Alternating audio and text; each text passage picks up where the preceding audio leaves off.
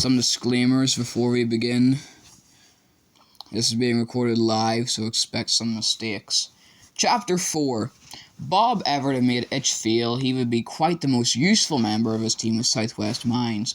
Itch assumed he spoke to everyone like that. As for inviting anyone, well, he didn't exactly have a long list of friends to draw on. The only person he could suggest was Jack, so he had called her after lunch on Sunday. She was unsure to start with, but had agreed as she had nothing planned for the half-term. Work experience, or voluntary work as they were going to have to call it, wasn't something Itch had been planning on. Getting hold of some replacement phosphorus, some mercury, and maybe some cobalt would be more fun, but the Provincetown mine did sound intriguing. They had had lessons on mining in Cornwall, of course, but Itch had never seen a mine for real. He found he was looking forward to it. They would be picked up on Monday morning by the chief engineer, Joyland Barth, who lived not far from the lofts. The doorbell rang at 7:30 and Itch was dressed and ready. Jack stood at the door wearing jeans and a large I Heart CA sweatshirt. "I could never quite bring myself to wear one of those," said Itch, and invited her in. She had just shut the door when the bell rang again. It was an unsmiling red-haired man. "You must be Itchingham Loft. I'm Joyland Barth, the engineer of Provincetown. How do you do?" They shook hands rather formally, and Itch introduced Jack. Barth was about 40, strongly built with freckles on his face and forearms. He opened the rear door of his Mercedes, and both cousins got in. This felt a bit weird, as though Barth was a minicab driver taking them to the station. They sat in embarrassed silence. It was a relief when Barth put the radio on. "Your dad get off this morning?" Jack asked. "Yes," said Itch gloomily. "Off at 6. He was getting the first flight from Newquay. Not sure when he'll be back. He took some leave after hearing about our fun in the greenhouse." "Did you see the video of Flowerdew was sick over him?" laughed Jack. "It is so cool." "Yeah, Dart's gonna go crazy when she sees it." Itch was smiling now. She'll probably get it taken down, but it's on 20,000 hits or something. My favourite bit is where you can see her trying not to smile when Craig's apologising to Flowerdew and wiping down his suit with his hand. They were laughing so much Barth started watching them in the mirror. They lowered their voices. "Apparently," whispered Jack, "Ian Steele now has Craig's puking as his ringtone." I set them off again and Barth turned up the radio. They were heading south, but had to travel east and inland to pick up the road to Provincetown. It had once been a busy tin mining community right on the coast, high above the cliffs, but now almost everything and everybody had left. The old unused winding tower came into view first, still an impressive 30 metres high, an iconic image of mining the world over.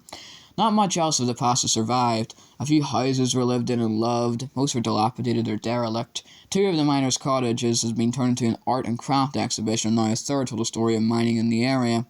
New buildings have been built around the edges of the site, with all the accommodation set back from the cliffs. In contrast, the old mine work stretched to the very edge. Barth drove the cousins straight to the office, which was another converted miner's house, the one nearest the works. It was slate grey like all the others, but had been given a new roof and an extension at the side. A small brass plaque on the door said, "Southwest Mines." Barth parked his car next to 6 others, a new 5 Series BMW standing out from the pack. "Presumably Everett's," said Jack as they got out and Barth took him into the house/office. They were shown where to sit and wait for Everett. It had once been the hallway and kitchen area, but now housed 2 sofas, a long, low table, a coffee machine, and a series of framed photos on the wall. Most were old black and whites, with miners posing without smiling, as everyone seemed to do back then. Maybe they didn't have much to smile about, thought Itch. The last 3 photos, by contrast, were in colour and featured a beaming Bob Everett in every one. Bob Everett shaking hands with the mayor, Bob Everett underground with a large, bright yellow digger, and Bob Everett looking thoughtful while studying maps. "Don't tell me," said Jack. "My guess is that that's Bob Everett." "Yep, that's him," said Itch, and they sat and waited for his arrival. "Do we come home with Barth every day?" said Jack. "Couldn't we get the bus?" "I was thinking that too. Wouldn't it take forever?" "About that, yes," said Jack. Somewhere in the house a door opened, and the booming tones of Bob Everett filtered through. "Here he comes," said Itch. "I think he always talks that loudly." They listened as the voice got closer and louder. Everett strode in, finishing a call and putting his BlackBerry away. "Hey, Cello! Welcome to Southwest Mines. And who's your friend?" "This is Jack Loft, my cousin." "Another Loft! Very good news! You're both welcome, of course. Let me quickly show you around before it gets busy." He led them out towards the mine works. It was a stiff breeze blowing off the Atlantic, and it lifted Bob Everett's carefully positioned flap of hair away from his head so it was at right angles to his scalp. He took a SW Mines baseball cap out of his pocket and put it on, pushing his hair underneath. "The last tin mine in Provincetown closed in 1950. It was the end of an industry that stretched back hundreds of years." But in 1981, the council asked me to look into opening it up again as a tourist attraction. I took it on and realized I could go one better than that. I could open it to the public and keep it ticking over as a going concern, so that if the price of tin rose enough, we could resume mining in Provincetown. He beamed. He took them through some of the old mine works. Crumbling, fenced-off chimneys stood alongside rusting shaft drilling equipment. They came to the entrance to the new workings, smaller, modern buildings of blue corrugated metal, housing the lift to take tourists and, if needed, miners down into the ground. We don't produce a lot of tin, but enough to be able to say the Southwest Mines have brought mining back to Cornwall. Ever got a small lump of rock out of his pocket and handed it to Itch. One of the first bits of ore that we mined here. Dug it myself, too. Itch held it up to catch the light. It was a piece of shiny dark granite with a few lines of a lighter substance flecked down one side. Cornish tin, that is. Doesn't it make you proud? Ever took the ore back and pocketed it. We produce just enough for tourists to buy in our shop, but if we needed to, we could increase production within a month. We need to keep everything ready to go, so you'll see a lot of maintenance folk around this week, and making sure everything is safe. Do you get any help from the students at Westridge School of Mining? Said Itch. The nearby college had an international reputation in mining, geology, and environmental science. It seemed obvious for their students to work with Southwest Mines. Mr. Watkins was always enthusing about the college, and Itch thought there was going to be a school trip there. Ah, yes, said Everett, pausing only slightly. Not really. I haven't seen any of them for a while now. He turned to look at the cousins. And you know what? That's fine with me. Don't need them. We are fine on our own. Thank you very much. He smiled at them. Now, let's introduce you to Mrs. Lee, and she can sort you out. Mrs. Lee, it turned out, was in charge of the shop and exhibition. She was a large lady with greying hair tied back with a black ribbon. She was wearing a green SW Mine sweatshirt, which, Itch and Jack agreed, was a cruel punishment to inflict on her. It really didn't fit any part of her upper body, which seemed to be fighting to escape. As Ever came in, she stood up. Don't get up, Enid. Good morning to you. This is Itchingham and Jack Loft. They're doing a bit of work experience with us this week. I think some uniform might be in order. He made a show of winking at Mrs. Lee and left. She called the cousins over to a drawer behind her desk and offered them a cap and a sweatshirt each. You like these, I think. She spoke with a strong Cornish accent. Just the one colour and just the one size. See what you think. Itch and Jack exchanged glances and removed their sweatshirts. They put on their new ones and Mrs. Lee put baseball hats on their heads. Lovely, quite lovely, she declared. You never told me we were going to end up looking like we work in Burger King, whispered Jack. I hope no one we know comes here this week. They spent the morning taking money at the till or welcoming visitors at the museum. A slow but steady stream of interested grown-ups and bored children wandered through. If anyone had questions, they were to be referred to the guide, who was called Alice and turned out to be Bob Everett's daughter. Years ago, according to Mrs. Lee, they had employed former miners to do the tour. They were lovely men, she said. They'd worked here for years, but they were let go. None of them had been near the place for years. Shame, really, I imagine. Mrs. Lee broke off and looked around in case she was being overheard. I imagine Alice is cheaper. Nice girl, though, she added in case she sounded too disloyal. Alice turned out to be in her early 20s and made the Southwest Mines uniform about as glamorous as it could get by customizing it with bangles, designer jeans, and UGG boots.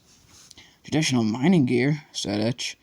Tours left whenever there were a dozen visitors ready to go, and that happened 3 times that morning. Itch and Jack were offered a 20-minute break at midday and took their sandwiches outside. They walked to the edge of the mining works, just a few metres from the cliff face, and sat on some loose rocks. Odd place, said Jack. Odd people, said Itch. Mainly I sold postcards, said Jack, and the Americans bought all the toffee. The Japanese seemed most interested in the Cornish tin pixies, said Itch. Classy, said Jack. I saw those. Looked like trolls, but at least they're made from tin, so it's slightly Cornish.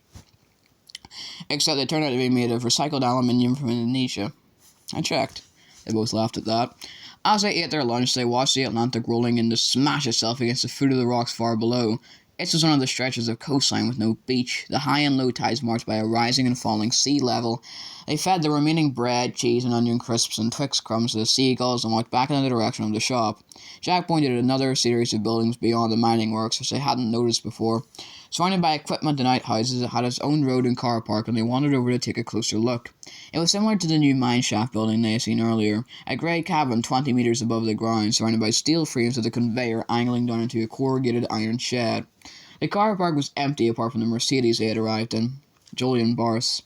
As they got out, the driver's door opened and Barth got out. They hadn't noticed he was inside. Can I help you guys? He said, walking over. We were just looking around. We hadn't noticed this bit before, said Itch.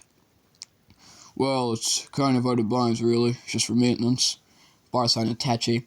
We need to keep in mind the operational levels of performance at all times, and this is where the teams go in. That's all you need to know. I expect Mrs. Lee needs you. Off you go.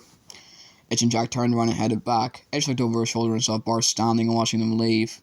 I think we were being warned off there, Jack. He didn't sound quite so friendly as this morning. It wasn't exactly fun to be with then, either. We should definitely explore the option of getting here by bus. Agreed, said Itch as they re-entered the world of Mrs. Lee and mining toffee.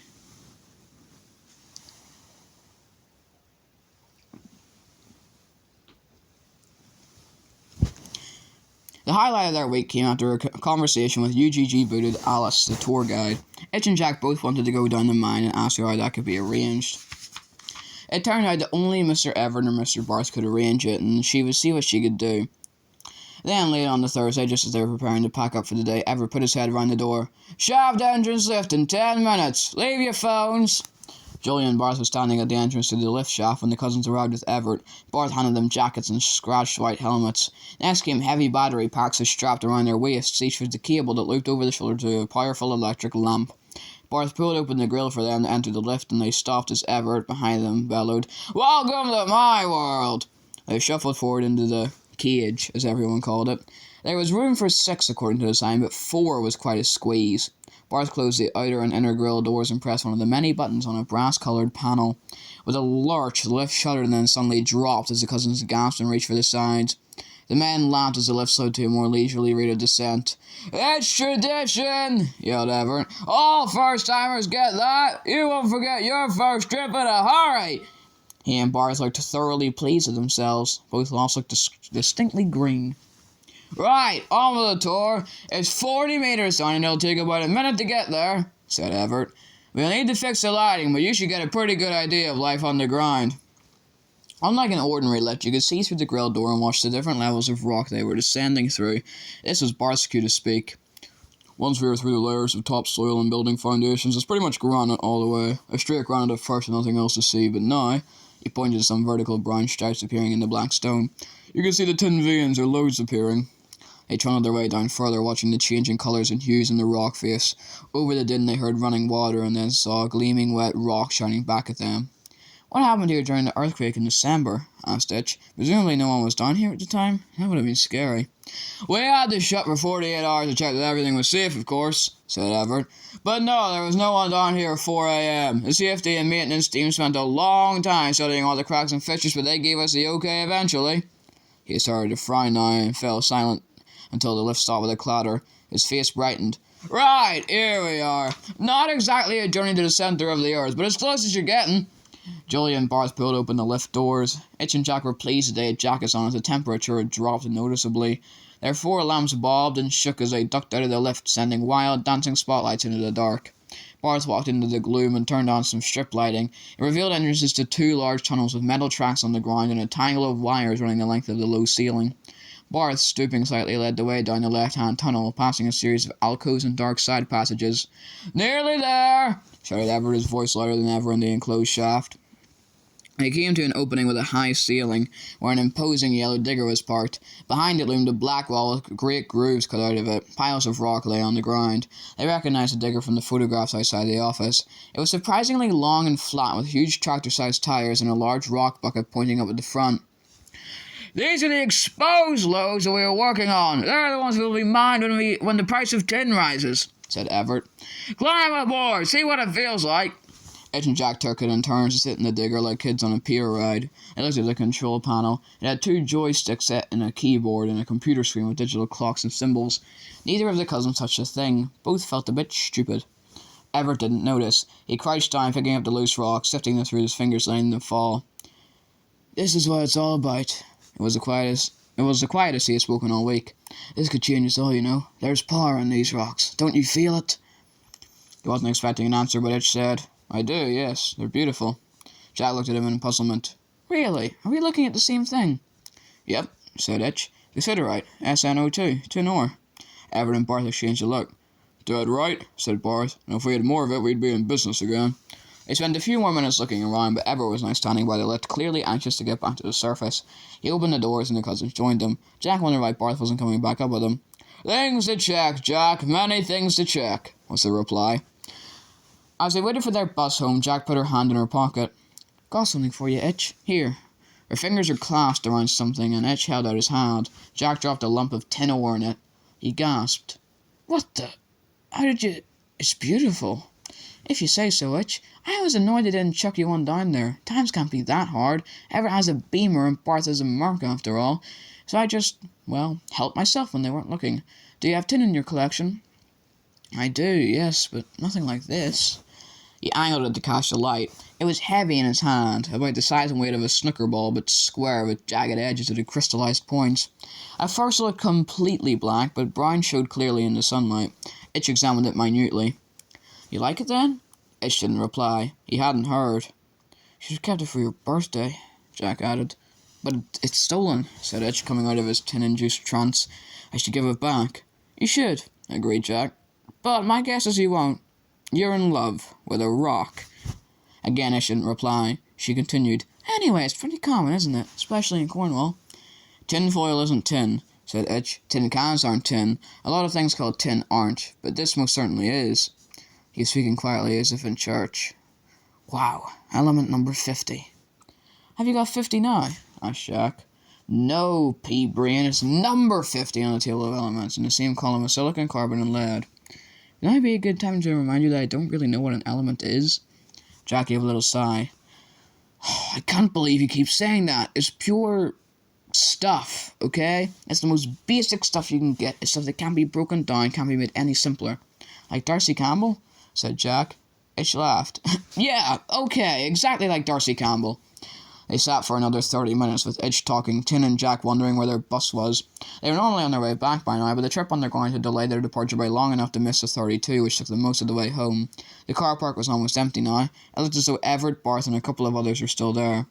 We could always go back with Barth if we're stuck, said Jack. Let's hang on a bit longer, said Itch. I'm sure there's a later bus. Rather that than another trip with Mr. Happy. They sat on the bus stop bench, watching the road for a sign of the next bus. I was on Facebook chatting with Debbie last night, said Jack. She seems fine now and says the others are doing okay too. Miss Glenacre had it worst apparently, but maybe that's an age thing. Itch felt himself flush and looked intently at the tin ore in his hand again. The subject of the greenhouse hadn't come up for a couple of days, and he was feeling increasingly uncomfortable about not telling Jack what had happened. Anyway, the greenhouse is being taken apart. Apparently they are going through all the plants one by one to see what happened, but so far they haven't found anything. They'll all be gone by the time we go back on Monday. Itch was just about to explain about the arsenic when 4 large, unmarked white trucks came past in close convoy and turned into the mine works. They didn't go to the main car park, but carried on round to the other car park at the back, either side of the road.